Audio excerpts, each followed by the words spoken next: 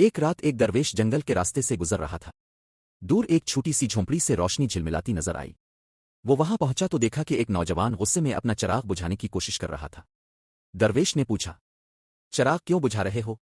نوجوان بولا، یہ چراغ میرے کمرے کو تو روشن کرتا ہے، مگر میرے دل کے اندھیروں میں کوئی تبدیلی نہیں آتی۔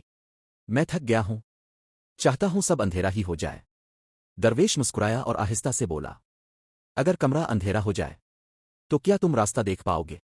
نوجوان نے چونک کر جواب دیا، نہیں، ہرگز نہیں۔ درویش نے چراغ پکڑا اور اس کے قریب بیٹھ کر کہا، دل کے اندھیروں کا علاج چراغ بجھانا نہیں، بلکہ اس کی روشنی بڑھانا ہے۔ اندھیرا ختم کرنا ہو تو ایک چھوٹی روشنی بھی کافی ہوتی ہے، لیکن روشنی بجھا دو تو پھر اندھیرے کے سوا کچھ نہیں بچتا۔ نوجوان ہلکا سا حیران ہوا، پھر دھیرے دھیرے اس کی آنکھوں میں نرمی اتر آئی۔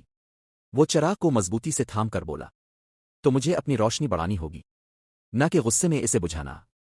درویش اٹھا، اپنی لاٹھی سنبھالی اور کہا، ہاں بیٹے، دل کا چراغ جلتا رہے تو زندگی کبھی اندھیری نہیں ہوتی۔